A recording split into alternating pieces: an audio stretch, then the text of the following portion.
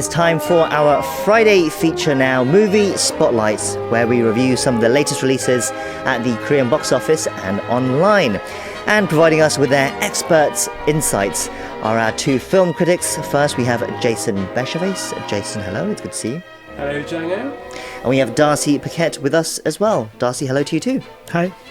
So we begin with one of the most epic Hollywood releases of this season this week. We begin with Ridley Scott's Napoleon, which opened in Korea on Wednesday, 2 weeks after its North American release. It has the same name in Korean. It stars Joaquin as the French emperor and military commander, and Vanessa Kirby as his wife, Josephine. The film covers the period between the execution of Marie Antoinette in 1793 up to Napoleon's death in 1821. So, Jason, can you tell us more about this film? Yeah, sure. So, Napoleon, who doesn't know who Napoleon is? But yeah, complex historical figure who's, somewhat idolized or villainized for somewhat 200 years since his death, and so the film focuses on the rise and fall of Napoleon. So it follows his his famous military victories and also his defeats, and kind of running alongside that is what's portrayed as the intense relationship with his wife Josephine. So we've got Joaquin who plays Napoleon. He's very much adhering to his persona, somewhat difficult to kind of connect with in a way, but it's certainly a very, intense performance. It's directed by Ridley Scott, so, he's the famous British filmmaker who behind Gladiator, Kingdom of Heaven, and countless other films. But these historical epics, there's only one Ridley Scott, and when it comes to these battle sequences, they're incredibly dynamic, visually impressive, and quite gory. And we also get we see these quite interesting scenes played out at the French royal court, which is quite fun. It doesn't portray the French kind of this particular court in a particularly good manner, and it's curious to read. I've been curious to read the response actually by French historians, and it's not been glowing. Yes, it's pretty much all in English as well. Okay. Not unlike Gladiator. We'll get to that aspect about historical accuracy in just a little bit. But Darcy, the success of many biopics hang on the performances of their leading stars, and it looks like Napoleon is no different, really. Joaquin Phoenix is one of the most acclaimed actors in Hollywood at the moment after his starring performances in films like The Joker and Master. How does he depict the figure of Napoleon here?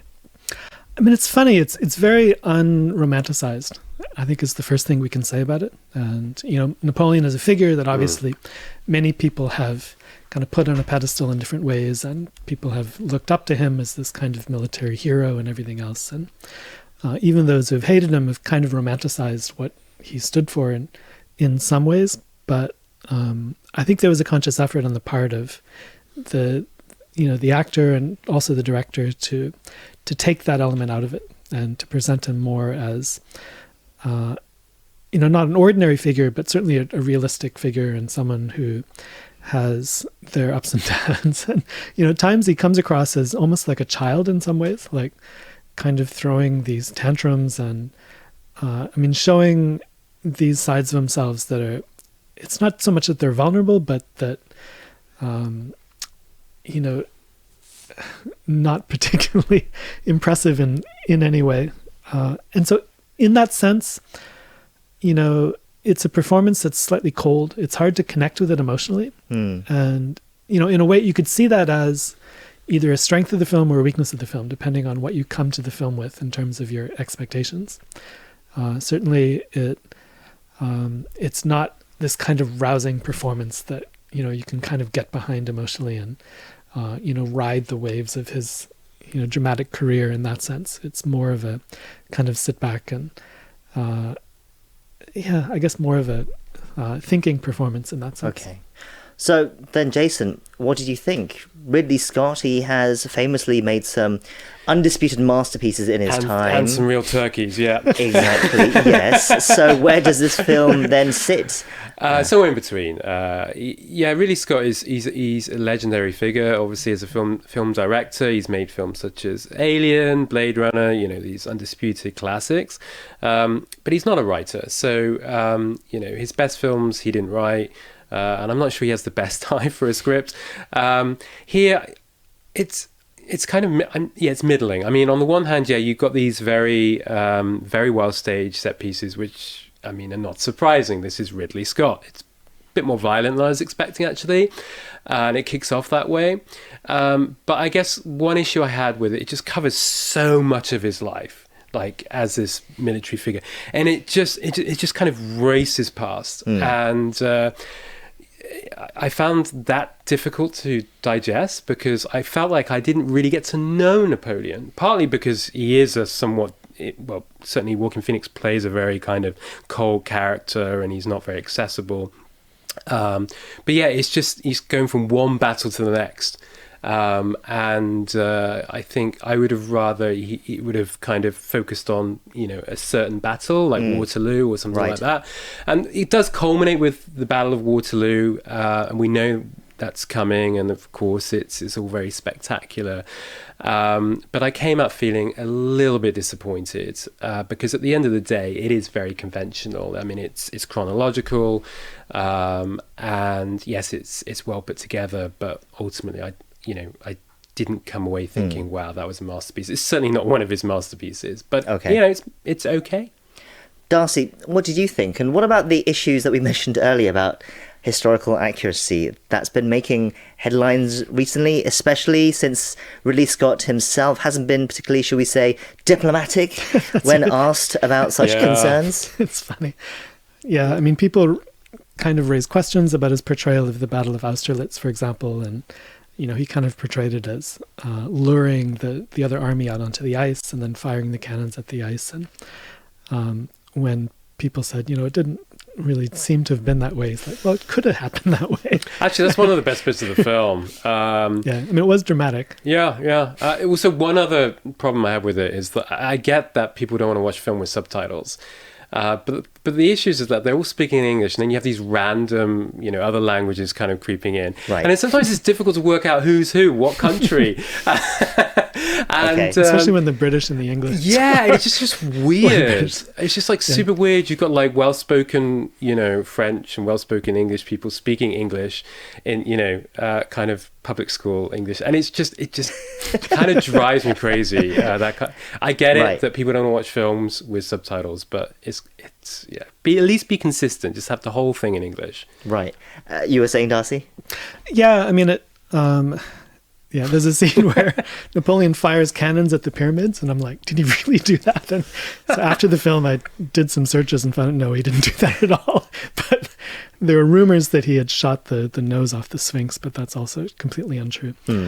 So don't go into it expecting a history lesson. Don't go into it expecting a really exciting and dramatic film. I mean, people who like this film, I think, have been mostly taken with Joaquin Phoenix's performance and the way that it gives you things to think about, and that it's so different from a typical biopic. But the storytelling itself is fairly typical, and I think, on the whole, I agree with Jason that it's okay, but not a film that I'll be too excited to see again. Apparently, there is a much longer version that might be released on Apple TV in the future.